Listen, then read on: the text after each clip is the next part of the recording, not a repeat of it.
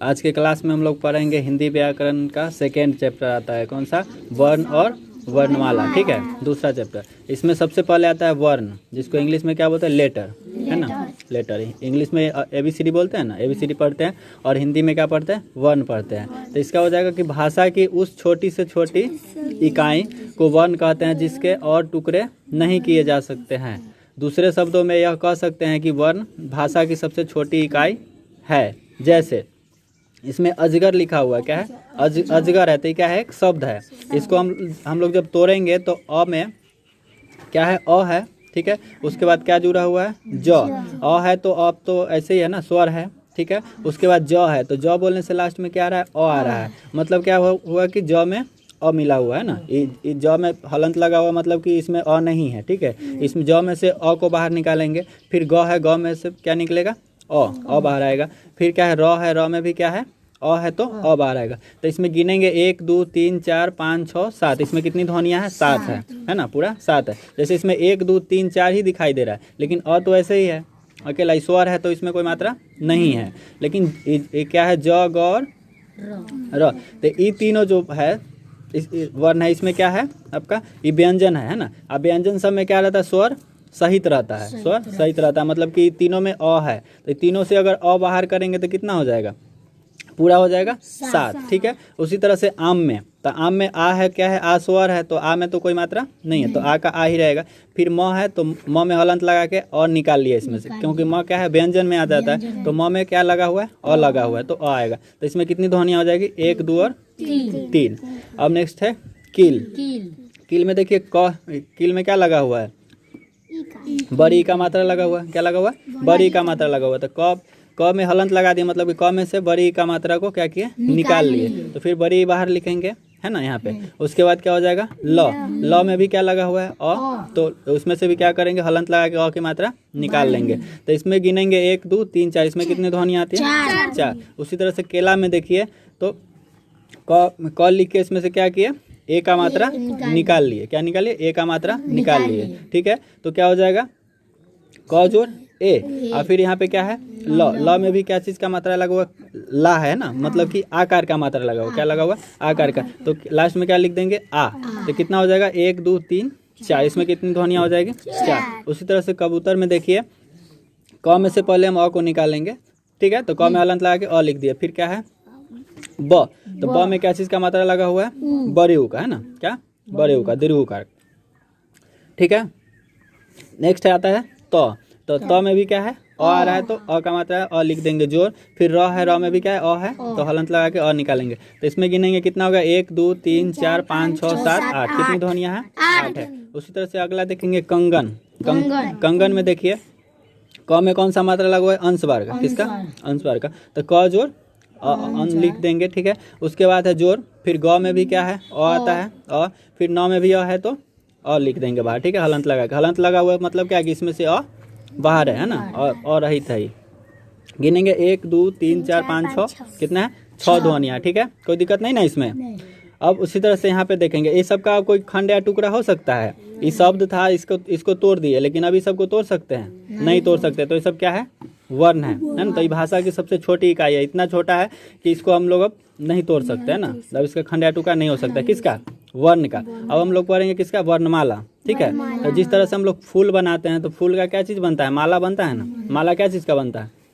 फूल का बनता है। तो उसको एक मतलब निश्चित क्रम में सजाते हैं, अच्छा तरह से धागा है तो उसमें अच्छा से, जब माला फूल को सजा के धागा में बनाते हैं तभी ना माला बन पाता है। तो उसी तरह से वर्णमाला में भी जो अ आ ई पूरा लिखा हुआ है यहाँ पे, है ना। तो ये सब एक क्रम में है ना, अ के बाद आ, फिर ई, इसमें कोई इधर उधर नहीं ना, आगे पीछे। तो एक क्रम में, निश्चित क्रम में लगा हुआ है, तो इसको क्या कहेंगे?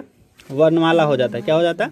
वर्णमाला। तो यहाँ पे वर्णमाला, जिसको इंग्लिश में बोलते हैं अल्फाबेट, ठीक है। तो वर्णमाला का अर्थ है क्या? वर्णों की माला। क्या चीज़ का माला? जैसे फूल का माला था तो फूल का माला बोलते थे हम लोग, फूल माला। उसी तरह से वर्णमाला है तो वर्णों का माला, है ना। एक साथ लगा हुआ है तो माला जैसे है कि नहीं है। तो क्या हो जाएगा? इसको वर्णमाला माला से कंपेयर कर दिए, है ना। क्या हो गया ये? कि वर्णमाला का अर्थ है वर्णों की माला। जिस प्रकार माला में मोती एक निश्चित क्रम में लगे रहते हैं, उसी तरह से वर्णमाला में भी वर्ण एक निश्चित क्रम में लगे रहते हैं। बताए थे क्रम में, है ना, फिक्स क्रम। चलिए वर्णों के क्रमबद्ध समूह को वर्णमाला कहते हैं। क्रमबद्ध समूह मतलब हो गया क्या कि क के बाद ख ही आना चाहिए, है ना। क के बाद ग नहीं लिख सकते, ग लिख देंगे तो क्या होगा, वर्णमाला नहीं होगा। तो वर्णों के क्रमबद्ध समूह मतलब जैसे हम लोग लिखते हैं ना क ख ग घ ग च छ ज झ य, है। तो इस तरह से इसमें क्या क्रम से लगा हुआ है ना, तो क्रमबद्ध रहेगा, क्रम में रहेगा तभी इसको क्या कह सकते हैं हम लोग, वर्णमाला कहेंगे, है ना। तो वर्णों के क्रमबद्ध समूह को क्या कहेंगे, वर्णमाला कहेंगे। याद कर लीजिएगा यहाँ से। हिंदी वर्णमाला में 3 प्रकार के वर्ण होते हैं। कितने होते हैं हिंदी वर्णमाला में? 3 प्रकार के वर्ण होते हैं। अब इसमें कौन कौन सा हो जाएगा कि वर्णों के भेद, कितना काइंड्स ऑफ लेटर। इसमें आता है वर्णों के 3 भेद होते हैं, स्वर, व्यंजन और अयोगवा। कितने हो जाएंगे? स्वर, व्यंजन और अयोगवा, ठीक है। अब सबसे पहले हम लोग पढ़ लेंगे स्वर के बारे में। किसमें? स्वर में। स्वर में देखिए, स्वर का इंग्लिश हो जाता है क्या, वोवेल्स। क्या होगा? वोवेल्स। तो जिन वर्णों को बोलते समय किसी अन्य वर्ण की सहायता न लेनी पड़े, ठीक है। जिन वर्णों को बोलते समय क्या हो, दूसरे वर्णों की सहायता न लेनी पड़े, क्या होगा, स्वर कहते हैं, उन्हें स्वर कहते हैं। हिंदी वर्णमाला में 11 स्वर है। कितने हैं? 11 स्वर है, जो इस प्रकार है अ आ ई उ री ए ओ औ। ये पूरा कितना है? 11 है। इस सबको बोलने में दूसरा कोई स्वर आ रहा है? स्वर या व्यंजन कोई भी नहीं आता। इसमें किसी का सहायता नहीं लेना पड़ता। इनका उच्चारण जो क्या होता है, स्वतंत्र रूप से होता है, ठीक है। जैसे अ बोल रहे हैं, फिर आ बोल रहे हैं, ई बोल रहे हैं, तो इसमें दूसरा कुछ आ रहा है? ई बोलते हैं तो लास्ट में कुछ आता है? नहीं ना, इस समय नहीं आता। इन सबका उच्चारण क्या होता है, स्वतंत्र रूप से होता है। नेक्स्ट आता है इसमें व्यंजन। क्या होता है? व्यंजन, कॉन्सोनेंट, ठीक है। तो जिन वर्णों को बोलते समय स्वरों की सहायता लेनी पड़ती है, क्या, जिन वर्णों को बोलते समय स्वरों की सहायता लेनी पड़ती है, उन्हें व्यंजन कहते हैं। हिंदी वर्णमाला में व्यंजन कितने हैं? 33 है, जो इस प्रकार है, ठीक है। इसमें कहीं कहीं क्या लिखा हुआ रहता है, 35 रहता है, तो 35 नहीं होता है, ये दोनों को मिला कर 35 रहता है। इसमें 33 ही होता है। ये दोनों क्या हो जाएगा, अतिरिक्त वर्ण में आते हैं। किसमें? अतिरिक्त वर्ण में आते हैं। चलिए, अब यहाँ पे हम लोग देख लेते हैं क ख ग घ अंग च छ ज झ य, ठीक है। ट ठ ड ढ न त थ द ध न प फ ब भ म य र ल व तालप स मूर्धन्य स दंत स ह। ये सब क्या हो जाएगा, व्यंजन। ये सब कितने? 33 है, ठीक है। इसमें अतिरिक्त वर्ण में क्या आ जाएगा, र और ढ। कौन सा? बड़ी र और ढ।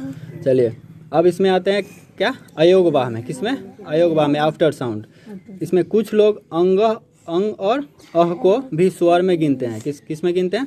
अंग और अह को भी स्वर में गिनते हैं, लेकिन न ही स्वर है और न ही व्यंजन में आते हैं। क्या हो जाएंगे? अयोगवाह होते हैं। क्या होते हैं? अयोगवाह। न ही स्वर, इसको न स्वर बोलते हैं और न ही व्यंजन बोलते हैं, ठीक है। अयोगवाह के प्रयोग से बने शब्द को एक बार हम लोग देख लेंगे। जिसमें अंशवार है ना, अंशवार का है ना, तो इसमें अंशवार की मात्रा लगाएंगे तो क्या बन गया, लंगूर।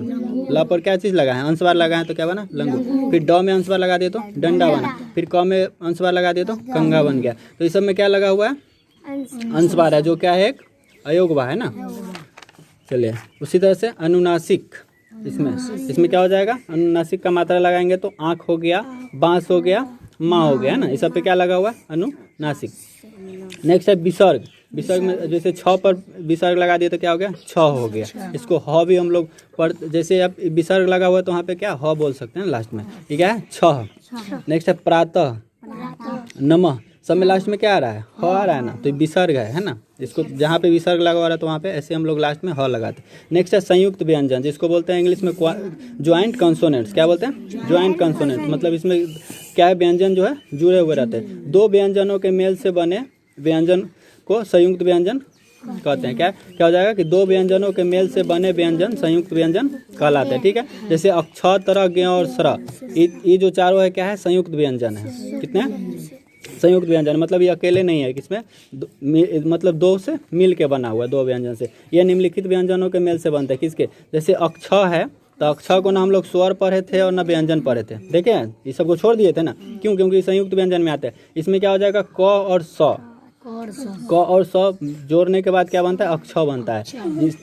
जिसे हम लोग शब्द बना लेंगे क्षमता, क्षति, क्षमा और क्षण, इस तरह से शब्द बनता है। नेक्स्ट है त्र। त्र में भी त और र दोनों मिल के बना हुआ है त्र, ठीक है। इसमें क्या हो जाएगा, त्र से त्रय, त्रयोदश, त्राही, त्रिशूल, ठीक है। नेक्स्ट आता है ज्ञ। ज्ञ जो है ज और यहाँ से मिलकर बना हुआ है, ठीक है। क्या, ज्ञ और न से, तो क्या हो जाएगा ज्ञप्ति, अज्ञात, ज्ञान, आज्ञा। ठीक है। नेक्स्ट आता है स्र। स्र में स और र मिला हुआ है। क्या मिला हुआ है? स और र। स और र मिल के क्या बनता है? स्र बनता है। ठीक है। तो इससे क्या हो जाएगा? श्रद्धालु, श्रीनगर, श्रीमान, श्रद्धा। ठीक है, कोई दिक्कत नहीं है। अब हम लोग इसमें अभी तक जो हम लोग पढ़े हैं इसको एक बार रिवाइज कर लेते हैं कि जिस ध्वनि के टुकड़े न हो सके उसे वर्ण कहते हैं। ठीक है। नेक्स्ट है भाषा के सभी वर्णों के क्रमबद्ध समूह को वर्णमाला कहते हैं। नेक्स्ट है हिंदी वर्णमाला को 3 भागों में बांटा गया है, स्वर, व्यंजन और अयोगवा। हिंदी वर्णमाला में 11 स्वर हैं। ठीक है। 37 व्यंजन हैं, 2 अयोगवा है तथा 2 अतिरिक्त वर्ण होते हैं। संयुक्त व्यंजन 2 व्यंजनों के मेल से बनते हैं। ठीक है।